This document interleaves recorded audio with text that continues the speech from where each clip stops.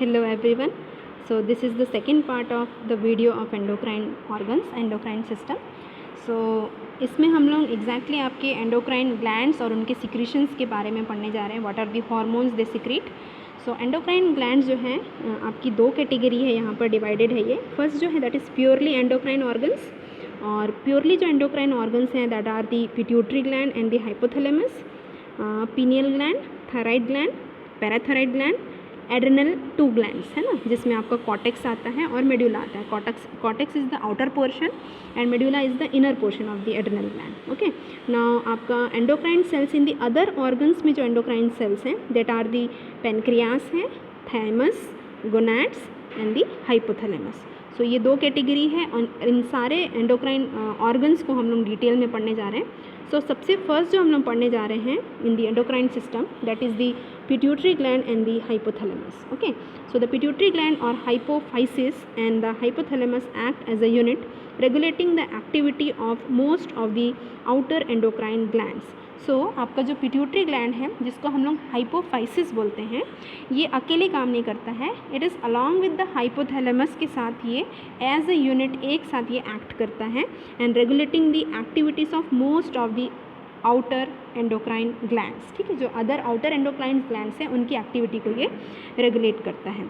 Now pituitary gland lies in the hypophyseal fossa depression in the sella turcica of this sphenoid bone. It is the size of a pea and weight about 500 grams.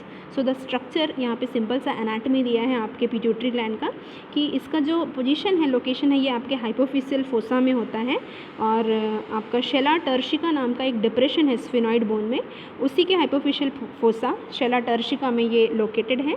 और इसका जो size है एक मटर के दाने के जितना बड़ा है और इसका जो वेट होता है दैट इज़ अबाउट 500 ग्राम्स है ना. It is divided into 3 part. आपका जो पिट्यूटरी ग्लैंड है उसको 3 पार्ट में हम लोग डिवाइड करते हैं. एंटीरियर पिट्यूटरी जिसको हम लोग एडिनो हाइपोफाइसिस बोलते हैं, posterior pituitary that is called the neurohypophysis, और जो थर्ड है that is the intermediate lobe. So 3 है, adenohypophysis, neurohypophysis and the intermediate lobe. So hypophysis that is pituitary gland के बारे में अब हम लोग आगे पढ़ेंगे. So this is the structure and the location of your pituitary gland. See here आपके फर्स्ट सेक्शन में डायग्राम के आप देखिए, आपका हाइपोथैलेमस दिख रहा है, उसके जस्ट नीचे आपका पिट्यूटरी ग्लैंड है. The pituitary gland is situated in the sella turcica of this sphenoid bone है ना, हाइपोफिशियल फोसा जिसको हम लोग बोलते हैं, शेला टर्शिका में वो लोकेटेड है. इसका एनलार्ज आप स्ट्रक्चर देखेंगे जब यहाँ पर, तो आपका हाइपोथैलेमस है और आपका इनफंडिबुलम नाम के एक स्ट्रक्चर से ये आपके पिट्यूटरी ग्लैंड से जुड़ा हुआ है बेटा. और आपका पिट्यूटरी जो ग्लैंड है उसमें 2 लोब दिखाई दे रहे हैं आपको, आप ध्यान से जब देखेंगे यहाँ पर.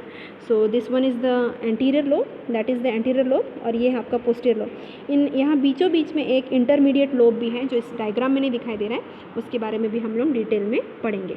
So the pituitary gland, this small gland also called the hypophysis is divided into anterior lobe, intermediate lobe and the posterior lobe. इस डायग्राम में बहुत अच्छे से दिखाई दे रहा होगा वो, all of which are involved in the hormone production. So आपका इनफंडिबुलम के थ्रू हाइपोथैलेमस से पिट्यूटरी ग्लैंड जुड़ा रहता है. सो आपका एंटीरियर लोब दिख रहा है आप लोगों को डायग्राम में, that is the adenohypophysis. So there is the posterior lobe जिसको हम लोग न्यूरो हाइपोफाइसिस बोलते हैं, और in between of the anterior and the posterior lobe there is an intermediate lobe, dotted आपका फर्स्ट डायग्राम में आपको दिख रहा होगा. So this is the intermediate lobe. So जो हार्मोन एंटीरियर पिट्यूटरी से सिक्रीट होता है, पोस्टीरियर पिट्यूटरी से सिक्रीट होता है, और जो इंटरमीडिएट लोब से सिक्रीट होता है उसके बारे में हम लोग देखेंगे. सो हार्मोन जो एंटीरियर पिट्यूटरी से सिक्रीट होता है that is the thyroid stimulating hormone, TSH, ACTH that is the adenocorticotropic hormone, FSH that is the follicle stimulating hormone, LH that is the luteinizing hormone, and GH growth hormone, and PRL that is the prolactin. The first 4 hormone that is the thyroid stimulating hormone, adenocorticotropic hormone, FSH and LH. These 4 hormones are called the tropic hormones. आपके yellow side में highlight करके लिखा हुआ है. Tropic hormone इसलिए बोलते हैं because they regulate the function of the other hormone. ये खुद अपने आप से नहीं, बट ये दूसरे हार्मोन के फंक्शन को रेगुलेट करते हैं. ठीक है. No hormones of the posterior pituitary that is the posterior pituitary से जो हार्मोन रिलीज होता है that is the ADH antidiuretic hormone and the oxytocin. Okay. Now intermediate lobe से जो हार्मोन रिलीज होता है that is the MSN melanocyte stimulating hormone. So आपका pituitary gland आपको दिख रहा होगा, उसके हार्मोन्स दिख रहे होंगे आपको. एंटीरियर पिट्यूटरी ग्लैंड, आपका पोस्टीरियर पिट्यूटरी ग्लैंड, और कैसे वो दूसरे ऑर्गन्स को क्या करता है, आपके हार्मोन्स को रिलीज़ करके दूसरे ऑर्गन्स को वो रेगुलेट करता है। तो इस डायग्राम में आपको अच्छे से दिख रहा होगा। ACTH जो है एड्रेनल कॉर्टेक्स में जाता है, एड्रेनल मेडुला में जाता है और वहाँ पर रिलीज़ करता है। MSN जो है मेसेनकाइमल मेलानोसाइट स्टिमुलेटिंग हार्मोन, जो इंटरमीडिएट लोब का हार्मोन है, ये आपके स्किन में मेलानोसाइट प्रोडक्शन को हेल्प करता है। GH that is the growth hormone bones and muscles के रिस्पॉन्सिबल है। TSH जाता है आपके थायराइड ग्लैंड में, थायराइड स्टिमुलेटिंग हार्मोन जो है, और T3 T4 को सिक्रीट करने में हेल्प करता है। गोनाडोट्रोपिन हार्मोन जो है मेल में टेस्टिस में और ओवरी में, फीमेल में जाता है। फीमेल के अंदर में ईस्ट्रोजन प्रोजेस्टेरॉन रिलीज़ करने में हेल्प करता है और मेल के टेस्टिस में से वो टेस्टोस्टेरॉन रिलीज़ करने में हेल्प करता है।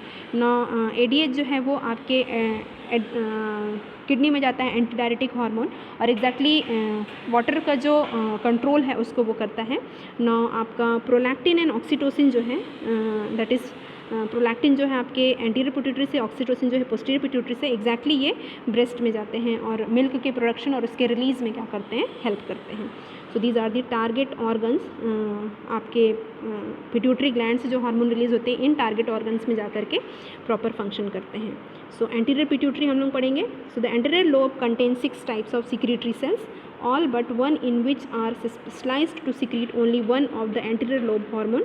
All of them secrete their hormone in response to special releasing hormone reaching them from the hypothalamus of the brain. Anterior pituitary produces and secrete its own hormone, है ना।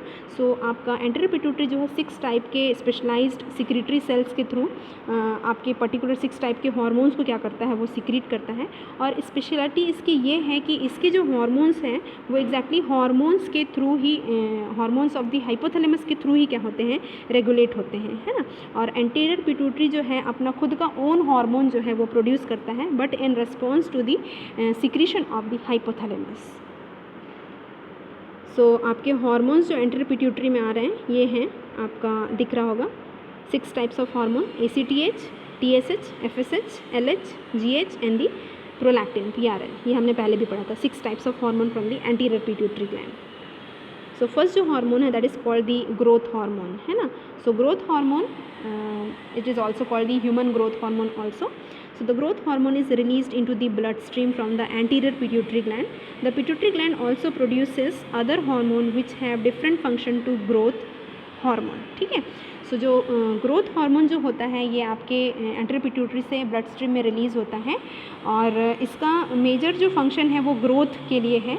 So growth hormone act as a many part of the body to promote growth in the children. In adult it does not cause growth but it helps to maintain the normal body structure and the metabolism. So growth hormone specially बच्चों में ज़्यादा major role play करता है क्योंकि उनको growth and development की ज़रूरत है. बट अडल्ट एक जो बड़ा हो चुका है उसमें ग्रोथ तो नहीं चाहिए, इसलिए वहाँ पर उनकी बॉडी स्ट्रक्चर को और मेटाबॉलिज्म को ये मेंटेन करने में उनको हेल्प करता है. और एग्जैक्टली ब्लड ग्लूकोज लेवल को एक नॉर्मल लेवल में सेट करने में भी ग्रोथ हार्मोन अडल्ट में हेल्प करता है.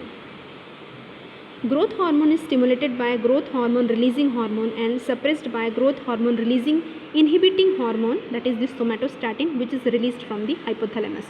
मैंने पहले बताया था आप लोगों को कि हाइपोथैलेमस से releasing and inhibiting hormone secrete होता है. So growth hormone releasing hormone जब सिक्रीट होगा तो ग्रोथ हार्मोन रिलीज होगा और growth hormone releasing inhibiting hormone जब सिक्रीट होगा हाइपोथैलेमस से तो ग्रोथ हार्मोन का सिक्रीशन क्या होगा, कम होगा. Now growth hormone level are increased by sleep, stress, exercise and low glucose level in the blood. They also increases around the time of puberty. Growth hormone releases in lower in pregnancy, and if the brain senses high level of growth hormone or insulin like growth factor already in the blood. So growth hormone का बहुत सारा यहाँ पर function यहाँ पर दिया हुआ है.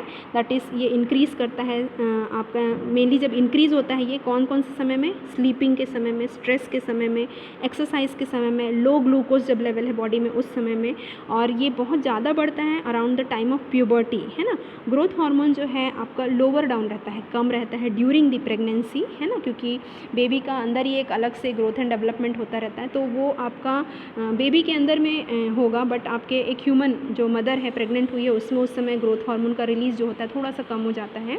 And if the brain senses high level of growth hormone और insulin like growth factor already in the blood. और कब ये कम होगा, जब आपका ऑलरेडी ग्रोथ हार्मोन का लेवल या फिर इंसुलिन लाइक ग्रोथ फैक्टर का लेवल जो है ब्लड में बढ़ा हुआ है तो उस समय में ग्रोथ हार्मोन का लेवल जो है वो कैसा रहेगा, आपका कम कम रहेगा।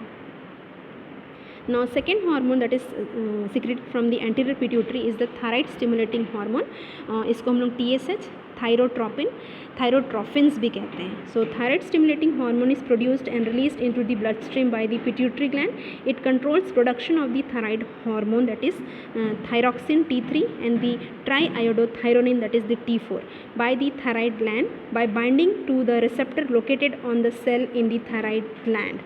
So जो thyroid stimulating hormone anterior pituitary से रिलीज़ हो रहा है वो ब्लड स्ट्रीम में रिलीज़ होता है बाय दी पिट्यूटरी ग्लैंड और ये जाता है आपके थायराइड ग्लैंड में और थायराइड ग्लैंड से थायराइड हार्मोन जो है उसको सिक्रेट करता है थायरॉक्सिन एंड ट्राईआयोडोथायरोनिन को. ठीक है. Now thyroxine and triiodothyronine are essential to maintaining the body's metabolic rate, heart and digestive function. बहुत इंपॉर्टेंट है ये T3 एंड T4 आपका बॉडी का मेटाबॉलिक रेट को, हार्ट को, डाइजेस्टिव फंक्शन को, मसल को कंट्रोल करता है, brain development and maintenance of the brain. इन सारे चीज़ों में इसका मेजर रोल जो है वो है. ठीक है. Now thyroxine and triiodothyronine are released into the blood stream. These hormones have a negative effect on the pituitary gland and stops the production of thyroid stimulating hormone if the level of thyroxine and the triiodothyronine are too high. है ना. सो आपका thyroid जो hormone है T3 या T4 जो है जब आपका ब्लड में लेवल हाई हो जाता है सो इसका मैक्सिमम जो लेवल है वो रीच कर गया है. सो अब और हमको थायराइड स्टिमुलेटिंग हार्मोन की ज़रूरत नहीं है क्योंकि T3 T4 और नहीं चाहिए. तब यहाँ से एक नेगेटिव फीडबैक जाता है ब्रेन में. सो और उस नेगेटिव फीडबैक मैकेनिज्म के थ्रू ये रिस्पॉन्स जाता है कि T3 और T4 का जो लेवल है ब्लड में बहुत बढ़ गया है. सो इसलिए ही आप TSH का स्टिमुलेशन को क्या कर दो, बंद कर दो. Now they also switch off production of a hormone called the thyrotropin releasing hormone. This hormone is produced by the hypothalamus and it's also stimulate the pituitary gland to make thyroid stimulating hormone. So जैसे मैंने बताया था anterior pituitary को अगर hormone secrete करना है तो hypothalamus से रिलीजिंग और इनहिबिटिंग हार्मोन सिक्रेट होता है. सो थायरोट्रोपिन रिलीजिंग हार्मोन जब सिक्रेट हुआ था तब TSH सिक्रेट हुआ था. सो अभी आपका T3 T4 का लेवल जब थायराइड ग्लैंड के थ्रू बढ़ गया है तो ये रिस्पॉन्स जाता है आपके ब्रेन में, पिट्यूटरी ग्लैंड में जाता है ताकि वो थायराइड स्टिमुलेटिंग हार्मोन को भी कम करे. दूसरा आपके हाइपोथैलेमस में भी रिस्पॉन्स जाता है कि थायरोट्रोपिन रिलीजिंग हार्मोन का स्टिमुलेशन को या रिलीज को वो क्या करे, कम करे. ना थर्ड हार्मोन जो एंटीरियर पिट्यूटरी से सिक्रेट होता है that is the adrenocorticotropic hormone. ACTH बोलते हैं हम लोग इसको या तो फिर कॉर्टिकोट्रोपिक बोलते हैं. Adrenocorticotropic hormone is made in the corticotroph cells of the anterior pituitary gland. नाम के अकॉर्डिंग ही कॉर्टिकोट्रॉप सेल्स जो है वहाँ से ये प्रोड्यूस होता है. ACTH level are highest at about 8 AM and fall to their lowest at midnight. So आपका एडेनोकॉर्टिकोट्रोपिक जो हार्मोन है आपका हाईएस्ट जो लेवल इसका रहता है अबाउट 8 AM सुबह के समय रहता है और ये लोअर हो जाता है आपके मिडनाइट के समय में. Although high level sometimes occur at the mid day 6 PM के समय में भी इसका लेवल थोड़ा सा क्या होता है आपका हाई होता है. This circadian rhythm is maintain through out the life. और ये जो सर्काडियन रिदम है कि सुबह इसका लेवल हाई होना और रात के समय इसका लेवल कम हो जाना, मिड डे में भी थोड़ा सा लेवल हाई होना, ये थ्रू आउट दी लाइफ है ना, childhood to adulthood old age till dying person के बॉडी में ये जो साइकिल है ACTH का वो चलता रहता है. Now secretion of adrenocorticotropic hormone is controlled by 3 intercommunicating region of the body, the hypothalamus, the pituitary gland and the adrenal gland. जैसे मैंने पहले ही बताया आप लोगों को एडेनोकॉर्टिकोट्रोपिक हार्मोन आपके पिट्यूटरी ग्लैंड से सिक्रेट होता है. उसको सिक्रेट होने के लिए हाइपोथैलेमस जो है आपका रिलीजिंग हार्मोन देता है और इसका रिस्पॉन्स जाता है आपके एड्रेनल ग्लैंड में. तब एड्रेनल ग्लैंड अपने सिक्रेशंस को क्या करता है, रिलीज करता है. The pituitary gland and the adrenal glands this is called the hypothalamic pituitary adrenal axis. Because आपका यहाँ पर हाइपोथैलेमस भी इन्वॉल्व है, पिट्यूटरी ग्लैंड भी इन्वॉल्व है और एड्रेनल ग्लैंड भी इन्वॉल्व है. इसलिए इसको हम लोग क्या बोलते हैं, हाइपोथैलेमिक पिट्यूटरी एड्रेनल एक्सिस बोलते हैं. So, when adenocorticotropic hormone level in the blood are low, a group of cell in the hypothalamus release a hormone called the corticotropic releasing hormone which stimulates the pituitary gland to secrete adenocorticotropic hormone into the bloodstream. Okay. So आपका releasing hormone secrete होगा hypothalamus से जो कि pituitary gland को adrenocorticotropic hormone blood stream में release करने में help करेगा. High level of adrenocorticotropic hormone are detected by the adrenal gland. Now ये एडेनोकॉर्टिकोट्रोपिक हार्मोन कहाँ जाएगा, एड्रेनल ग्लैंड में, which stimulates the secretion of steroid hormone cortisol. और उसके बाद एड्रेनल ग्लैंड से सिक्रेट होगा एक हार्मोन जिसको हम लोग बोलते हैं cortisol, causing blood level of cortisol to rise. और इसके बाद कॉर्टिसोल का जो लेवल है ब्लड में वो क्या हो जाएगा, राइज हो जाएगा. Now as the cortisol level rises they starts to slow down the release of corticotropic releasing hormone from the hypothalamus and adrenocorticotropic hormone from the pituitary gland. So यहाँ पर एक नेगेटिव फीडबैक मैकेनिज्म आएगा. आपका जैसी cortisol level blood में high होगा एक negative response जाएगा पिट्यूटरी ग्लैंड में कि कॉर्टिकोट्रोपिक हार्मोन जो है एड्रेनोकॉर्टिकोट्रोपिक हार्मोन जो है उसको स्टॉप करें, और वैसे ही सेम रिस्पॉन्स जाएगा आपके हाइपोथैलेमस में कि कॉर्टिकोट्रोपिक रिलीजिंग हार्मोन वहाँ से क्या हो जाए, स्टॉप हो जाए. As a result the adrenocorticotropic hormone level starts to fall. This is called a negative feedback loop. Okay, now stress both physical and psychological and also stimulates adrenocorticotropic hormone production and hence increases the cortisol level. So आपका जो stress एक ऐसा condition है ना, आप यहाँ पर तो सिर्फ आपका एक ह्यूमरल स्टिमुलस आ रहा था, रिलीजिंग हार्मोन जो हाइपोथैलेमस से रिलीज़ हो रहा था, बट आपका स्ट्रेस जो है हमारे बॉडी का, चाहे वो फिजिकल हो चाहे साइकोलॉजिकल हो, ये दोनों जो है आपके एड्रेनोकॉर्टिकोट्रोपिक हार्मोन को रिलीज़ करने में और कॉर्टिसोल लेवल को हाई करने में एक मेजर रोल क्या करते हैं, प्ले करते हैं. सो this is the regulation of your adrenocorticotropic hormone through which the cortisol is released from the adrenal gland. Okay, so this is the diagram. Okay, now the fourth hormone of anterior pituitary gland, that is the prolactin. So prolactin is a hormone secreted during the pregnancy to prepare the breast for lactation, that is the milk production after the childbirth. So prolactin जो है hormone है जो सिर्फ जब एक women pregnant होती है, सो pregnancy के समय ये ब्रेस्ट को प्रिपेयर करने में हेल्प करता है और मिल्क प्रोडक्शन में आफ्टर द चाइल्ड बर्थ ये हेल्प करता है. The blood level of prolactin is stimulated by the prolactin releasing hormone release from the hypothalamus and is lowered by the prolactin inhibiting hormone PIH and dopamine and by increased blood level of increase the blood level of it is immediate after the birth and suckling stimulus prolactin secretion and the lactation. सो आपका blood level of जो prolactin है वो कब आपका high होता है, it is आपका hypothalamus से फिर से रिलीजिंग हार्मोन आएगा, that is the prolactin releasing hormone. तब आपके एंटीरियर पिट्यूटरी से प्रोलैक्टिन सिक्रीट होगा और आपका ये कब डिक्रीज़ होगा, जब प्रोलैक्टिन इनहिबिटिंग हार्मोन हाइपोथैलेमस से आएगा तब ये क्या होगा, डिक्रीज़ होगा. इसका लेवल कब इंक्रीज़ होता है, नॉर्मली इमीडिएट आफ्टर बर्थ. जैसे ही बेबी का बर्थ होता है, बेबी जब सक करना शुरू करता है ब्रेस्ट को, सो प्रोलैक्टिन का लेवल हाई होता है और एग्जैक्टली मोर मिल्क प्रोडक्शन और लैक्टेशन करने में ये हार्मोन जो है वो क्या करता है, हेल्प करता है. नाउ फिफ्थ हार्मोन को हम लोग बोलते हैं gonadotrophins. So just before puberty 2 gonadotrophin, जिसको हम लोग सेक्स हार्मोन भी बोलते हैं, is secreted by the anterior pituitary in response to luteinizing hormone releasing hormone also known as gonadotrophin releasing hormone.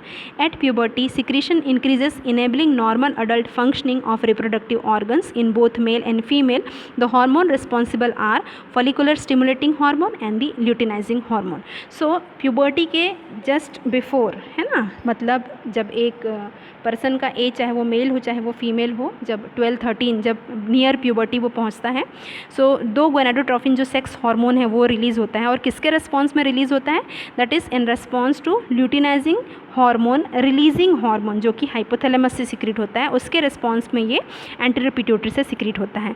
और ये जैसी प्यूबर्टी स्टार्ट होती है, ये दोनों हार्मोन जो है अडल्ट फंक्शन, एक रिप्रोडक्टिव लाइफ को स्टार्ट करने के लिए ये दोनों जो हार्मोन है मेल और फीमेल में ये रिस्पॉन्सिबल हैं. सो आपकी जो दोनों हार्मोन गोनाडोट्रॉफ जो एक साथ हम लोग बोलते हैं, ये 2 अलग अलग हार्मोन्स हैं, that is follicular stimulating hormone FSH और luteinizing hormone that is called the LH. सो इनके फंक्शन हम लोग देख लेते हैं. सो इन बोथ सेक्सेस क्या करते हैं, ये FSH stimulate production of gametes, that is the ova and the spermatozoa by the glands. Okay, so follicular stimulating जो हार्मोन है दोनों में, अगर मेल है तो स्पर्मेटोजोआ और फीमेल है तो ओवा को क्या करने के लिए, प्रोड्यूस करने के लिए वो क्या करते हैं, हेल्प करते हैं. इन फीमेल क्या करता है, LH and FSH are involve in the secretion of the hormone oestrogen and the progesterone during the menstrual cycle. So आपका मेंस्ट्रुअल जो साइकिल है वो रेगुलेट होता है फीमेल में ल्यूटिनाइजिंग हार्मोन और फॉलिकुलर स्टिमुलेटिंग हार्मोन, जो मैंने आपको मेंस्ट्रुअल साइकिल में पढ़ाया ही था. सो उसके थ्रू ये रेगुलेशन में उसको क्या करता है, मदद करता है in female.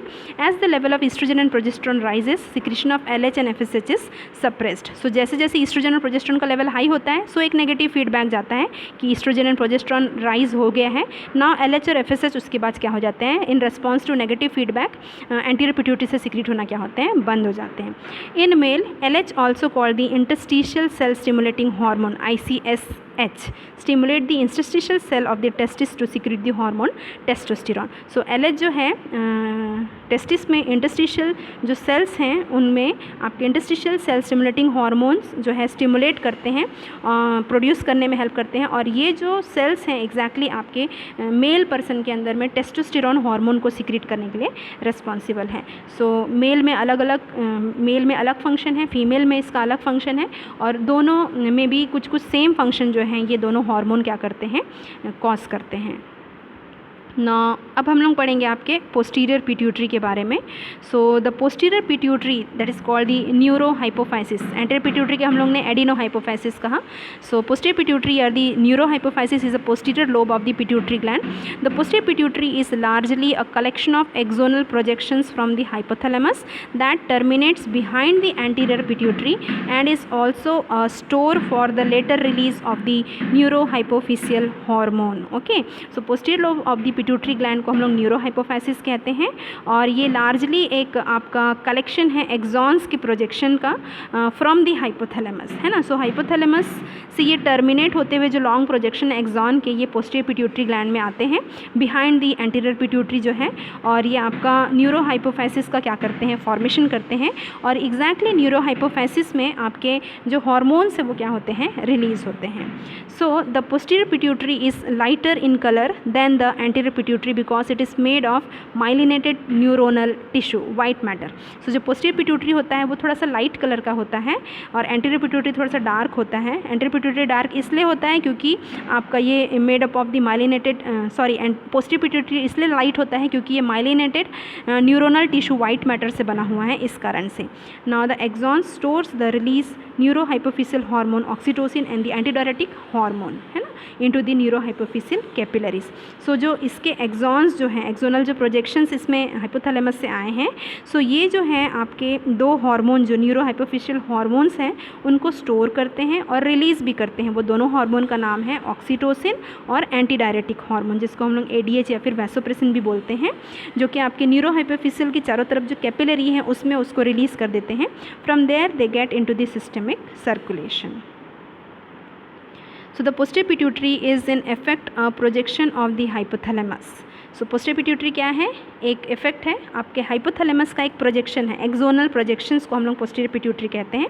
It does not produce its own hormone. जैसे आपका एंटीरियर पिट्यूटरी उसका खुद का हार्मोन प्रोड्यूस करता था, पोस्टीरियर पिट्यूटरी उसका खुद का हार्मोन प्रोड्यूस नहीं करता है, but only stores and release the hormones created by the hypothalamus. और ये क्या करता है, सिर्फ स्टोर करता है और रिलीज़ करता है हार्मोन को जो पोस्टीरियर पिट्यूटरी में हाइपोथैलेमस से आकर के स्टोर हुआ है, जो कि दो हार्मोन था, ऑक्सीटोसिन और क्या था, एंटीडायरेटिक हार्मोन. ये दोनों पोस्टीरियर पिट्यूटरी से सिक्रीट नहीं होते हैं, ये हाइपोथैलेमस से सिक्रीट होते हैं, बट स्टोर होते हैं आकर के पोस्टीरियर पिट्यूटरी में और फिर वहाँ से रिलीज़ हो जाते हैं.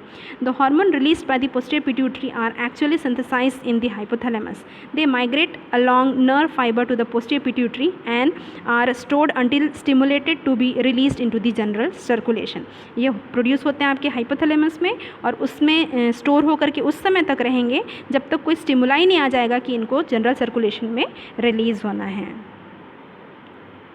सो this is your ADH and the oxytocin. So hypothalamus आपको दिख रहा होगा, है ना.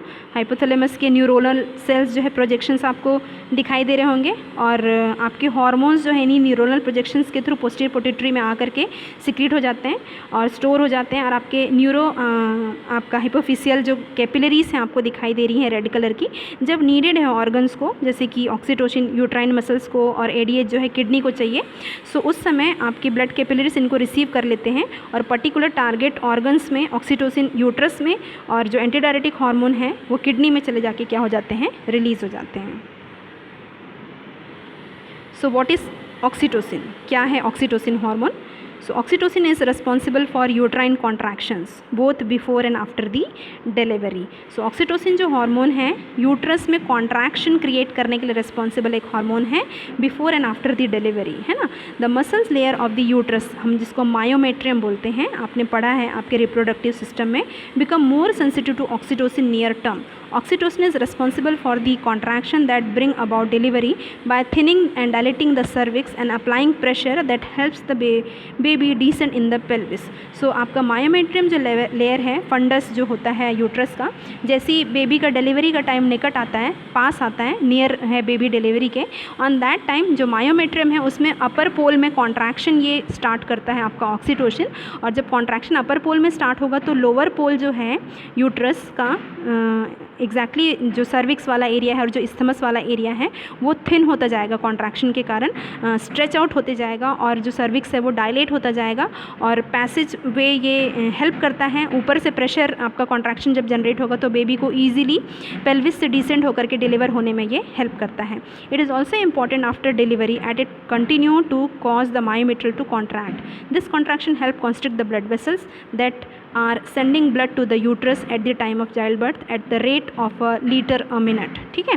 सो आफ्टर द डिलीवरी जैसी बेबी आउट हो गया, ऑन दैट टाइम भी यूट्रस में ये कॉन्ट्रैक्शन कॉज करता है. क्यों कॉज करना ज़रूरी है यूट्रस में उस समय कॉन्ट्रैक्शन? क्योंकि बेबी तो आउट हो गया है, अब कॉन्ट्रैक्शन का नीड नहीं है, इसलिए ज़रूरी है क्योंकि मदर के यूट्रस के अंदर में जब बेबी अंदर में था तो 1 लीटर 1 मिनट में आपका ब्लड जो है यूट्रस में आता है बेबी को सप्लाई करने के लिए, है ना. सो वो ब्लड एकदम गश के साथ बाहर आ जाएगा अगर कॉन्ट्रैक्ट नहीं हुआ यूट्रस तो, और मदर जो है हाइपोवोलीमिया में जा कर के शॉक में चले जाएगी. सो उसके लिए प्रिवेंट करने के लिए एक आपका कॉन्ट्रैक्शन जो है कंटिन्यू होता है आफ्टर द डिलीवरी भी, और कॉन्ट्रैक्ट हो जाते हैं, कैपिलरी जो बेड है वो क्या हो जाती है, कॉन्स्ट्रिक्ट हो जाती हैं, जिसके कारण से जो पोस्टपार्टम डिलीवरी के बाद जो एक्सेसिव हेमरेज है वो क्या होता है, प्रिवेंट होता है. So this is the function of oxytocin. Okay, now oxytocin is also responsible for the milk ejection during the breastfeeding. So इसका मेन जो फंक्शन है, आपने देखा मसल्स में कॉन्ट्रैक्शन कॉज करता है. सो एग्जैक्टली ब्रेस्ट फीडिंग, जो बेबी ब्रेस्ट जब फीडिंग कर रहा है baby, on that time also जो मायोमेट्रियम है, मायो इपीथीलियल जो सेल्स हैं मेमरी ग्लैंड्स में, है ना, उन मेमरी ग्लैंड्स में ये मिल्क इजेक्शन करने में भी क्या करता है, कॉन्स्ट्रिक्ट करेगा, और मिल्क को इजेक्ट करने में ब्रेस्ट फीडिंग के समय वो हेल्प करता है. The uterine cramping that often occurs with breast feeding is a signal that oxytocin is still causing the uterus to contract after the delivery. जैसे ही बेबी फीडिंग ले रहा होता है, सो जो लैक्टेटिंग मदर होती है उसको यूट्रस में कॉन्ट्रैक्शन स्लाइट फील होता है. ये इसका साइन है कि अभी भी स्टिल डिलीवरी के बाद भी यूट्रस में कॉन्ट्रैक्शन है ना. This contraction helps the uterine muscle to continue to constrict the uterine blood vessels and bring about a decrease in the amount of vaginal bleeding after the delivery. और ये contraction बहुत ज़रूरी है क्योंकि excessive bleeding से anaemic हो जाएगी mother, shock में चले जाएगी. सो एक्सेसिव ब्लीडिंग को प्रिवेंट करने के लिए यूट्रस में आफ्टर द डिलीवरी भी ये कॉन्ट्रैक्शन आना बहुत ज़्यादा ज़रूरी है, जो कि आफ्टर द डिलीवरी क्या होता है, ये कंटिन्यू होता है. Now second hormone that is released from the posterior pituitary is the antidiuretic hormone. We can also call it ADH or the vasopressin. नाम से ही समझ में आ रहा है, वैसो मतलब वेसल, प्रेसिन का मतलब है contraction. So function of ADH is to inhibit और prevent the formation of urine. इसका मेन जो फंक्शन है, फॉर्मेशन ऑफ यूरिन को ये क्या करता है, प्रिवेंट करता है. कैसे? Increasing the water permeability of the distal convoluted tubule and collecting duct cells in the kidney. करता क्या है ये, आपका जो वाटर का परमिएबिलिटी है डिस्टल कन्वोल्यूटेड ट्यूब्यूल्स में, है ना, एंड कलेक्टिंग डक्ट सेल्स में क्या करता है, किडनी के, उसको परमिएबल कर देता है वाटर से. ना thus allowing water reabsorption and excretion of more concentrated urine, जिसके कारण से आपका ये जो लूप है, जब ये परमिएबल हो जाते हैं तो सारा वाटर को ये एब्जॉर्ब कर लेते हैं, और यूरिन में आपका वाटर का अमाउंट कम होने के कारण जो यूरिन है वो कंसनट्रेटेड हो जाता है. It is a diuretic effect देता है. डायूरेसिस का मतलब एक्सेसिव यूरिनेशन, एंटी डायूरेटिक का मतलब यूरिन का अमाउंट क्या होना, कम हो जाना. सो आपका एंटी डायूरेटिक हार्मोन भी इसको इसलिए हम लोग कहते हैं. ठीक है. Now vasopressin also increases the concentration of the calcium in the collecting duct cells by episodic release from the intracellular store. So इसका एक और फंक्शन है, ये कैल्शियम का कंसंट्रेशन जो है इंक्रीज़ करता है, कैल्शियम का कलेक्टिंग डक्ट के थ्रू, और ये इंट्रासेलुलर जो स्टोर है वहाँ से इसको क्या करता है. Vasopressin also increases the concentration of calcium in the collecting duct cells. और इस कैसे ये रिलीज़ करता है, फ्रॉम द इंट्रासेलुलर, सेल के अंदर जो स्टोरेज है वहाँ से इसको क्या करता है, ये रिलीज़ करता है. Now increasing permeability of the inner medullary portion of the collecting duct to urea by regulating the cell surface expression of the urea transport, which facilitate its resorption into the medullary interstitium as it travel down the concentration gradients created by removing water from the connecting tubules, cortical collecting duct and outer medullary collecting duct. Now, acute increase of sodium absorption across the ascending loop of Henle. This add to the counter current multiplication, which aid in the proper water resorption later in the distal tubule and the collecting duct. Now vasopressin increases peripheral vascular resistance, है ना, vasoconstriction cause करता है peripheral vessels में and thus increases arterial blood pressure. Vessels जब constrict होंगे तो arterial blood pressure increase होगा. This effect appear small in the healthy individuals, however it become an important compensatory mechanism for restoring blood pressure in the hypovolaemic shock such as that which occurs during the haemorrhage. Okay, so अगर person को haemorrhage हो रहा है so on that time ये blood vessels को constrict करके excessive blood loss को prevent करता है और हाइपोवोलेमिया नहीं होने देता. हाइपर बीपी को क्या करने का काम करता है, ये बढ़ाने का काम करता है. Secretion of ADH is also stimulated by pain, low blood pressure and drugs such as the nicotine, morphine and the barbiturate. So सिर्फ आपका जो किडनीज जो है उसके थ्रू ये रेगुलेट नहीं होता है, ये कुछ और चीज़ों से स्टिमुलेट होता है, जैसे कि पर्सन को पेन हो गया या ब्लड प्रेशर लो हो गया है या कुछ ड्रग्स जैसे कि निकोटिन, मॉर्फिन या बारबिचुरेट्स हो गए हैं. सो उससे आपका सिक्रीशन जो है एलडीएच का वो एडीएच का वो स्टिमुलेट होता है. In trauma situation a great deal of ADH is release to counteract blood loss. क्योंकि पर्सन को एक्सीडेंट हुआ है, ट्रॉमा हुआ है, सो ब्लड लॉस बहुत हो रहा है और उस समय ब्लड को कॉन्स्ट्रिक्ट करना बहुत ज़्यादा ज़रूरी होता है ताकि ब्लीडिंग कम हो. ऑन दैट टाइम आपका एडीएच जो है लार्ज क्वांटिटी में ब्लड लॉस को प्रिवेंट करने के लिए रिलीज होता है. The result of constriction of the smooth muscles of the blood vessels in order to raise the arterial blood pressure. As a result of this pressure effect ADH sometime refers to as the vasopressin. क्योंकि ये आपके blood vessels को constrict कर रहा है, smooth muscles को constrict कर रहा है और ब्लड लॉस को प्रिवेंट करके आर्टीरियल ब्लड प्रेशर को इंक्रीज कर रहा है. That's why it is also called the vasopressin. Very little blood is getting to the baby through the constricted body through the constricted blood vessels. ठीक है, so आपका constricted blood vessel से बहुत ही लेस क्वांटिटी ऑफ जो blood है वो क्या होता है आपका बाहर जा पाता है. ब्लीडिंग लॉस को क्या करता है, वो प्रिवेंट करता है. So this is the vasopressin mechanism. आपका ADH that is called the vasopressor. ठीक है, आपको ऑस्मोरिसेप्टर्स हैं जो ऑस्मोटिक प्रेशर को डिटेक्ट करते हैं. बैरोरिसेप्टर्स हैं आर्च ऑफ एओर्टा में जो आपके आर्टीरियल ब्लड प्रेशर को डिटेक्ट करते हैं. सो आपका हाइपोथैलेमिक न्यूरॉन जो है पोस्टीरियर पिट्यूटरी से रिलीज़ करता है आपकी किडनी में भी और दूसरा आपके ब्लड वेसल्स में भी. और ब्लड वेसल्स में जब जाएगा तो आपका वैसो कॉन्स्ट्रिक्शन होगा और जब किडनी में जाएगा तो वाटर का रीअब्जॉर्प्शन होता है. नो वॉल्यूम जो है बॉडी का बढ़ता है, that ultimately increases the blood volume and ultimately increases the blood pressure.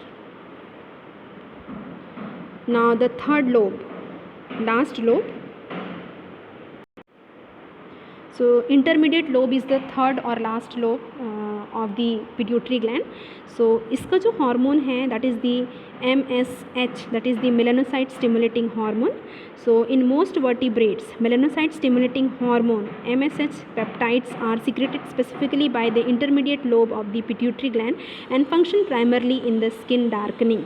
So इसका मेन जो फंक्शन है इंटरमीडिएट लोब का मेलानोसाइट स्टिमुलेटिंग हार्मोन को सिक्रीट करता है और इसका मेजर जो फंक्शन है मेलानोसाइट स्टिमुलेटिंग हार्मोन का दैट इज़ स्किन में होता है. स्किन को डार्क करने में वो हेल्प करता है. हाउ, कैसे करता है? Melanocyte stimulating hormone is a collective name for a group of peptide hormone produced by the skin, pituitary gland and the hypothalamus. So melanocyte stimulating hormone जो है कलेक्टिव एक नेम है आपके पेप्टाइड हार्मोन का, है ना, जो कि आपके स्किन, पिट्यूटरी ग्लैंड और हाइपोथैलेमस में सिक्रेट होता है and response to ultraviolet radiation. UV rays जब से अपीयर होता है तो वो एक स्टिमुलाई है इस हार्मोन को सिक्रेट करने के लिए. It plays a key role in the producing coloured pigmentation found in the skin. ठीक है, सो मेजर रोल है इसका. मिलानिन एक पिगमेंट होता है, सो वो डार्क कर देता है स्किन को. सो इसका मेजर रोल है स्किन को डार्क करने के लिए. आपका मिलानिन जो पिगमेंट है उसको प्रोड्यूस करने के लिए नॉर्मल स्किन में, हेयर में और आइस में. It does this by inducing specialised skin cell called the melanocyte to produce a pigment called the melanin. So आपका ये करता कैसे है स्किन को डार्क? आपके स्किन में और हेयर में, आइस में जो क्या होता है, प्रेजेंट होता है एक पर्टिकुलर टाइप का स्पेशलाइज्ड सेल जिसको हम क्या बोलते हैं, melanocyte. So melanocyte stimulating hormone hormone melanocyte को स्टिमुलेट करता है कि वो आपका सिक्रीट करे मेलानिन, है ना, और melanin protect cell from the DNA damage which can lead to skin cancer. और ये जो मेलानिन प्रोड्यूस हुआ है ये हार्मफुल जो अल्ट्रावायलेट रेस है उससे स्किन को प्रिवेंट करता है, जिससे एग्जैक्टली कैंसर भी क्या हो सकता है, मेलानोमा कैंसर जो है वो डेवलप हो सकता है। सो ये बहुत एक प्रोटेक्टिव रेस्पॉन्स है आपका मेलानोसाइट स्टिमुलेटिंग हार्मोन का, जो मेलानोसाइट्स को जो स्किन में प्रेजेंट है स्टिमुलेट करता है कि वो मेलानिन को सिक्रीट करे, जिसके कारण से धूप में निकलते ही हमारा जो स्किन है वो डार्क हो जाता है। It also play a role in control of appetite, हमारे एपेटाइट को भी कंट्रोल करता है, भूख को। Now melanocyte stimulating hormone production is increased by exposure to UV rays. जैसे ही हम यूवी रेज में एक्सपोज होते हैं सो मेलानोसाइट का प्रोडक्शन रेट जो है वो क्या हो जाता है, इंक्रीज हो जाता है। So this is all about your intermediate lobe. So हमने क्लियरली आपकी तीनों लोब के स्ट्रक्चर और उसके डिटेल हार्मोन्स और उनके हार्मोन्स के फंक्शन के बारे में पढ़ा है। ओके।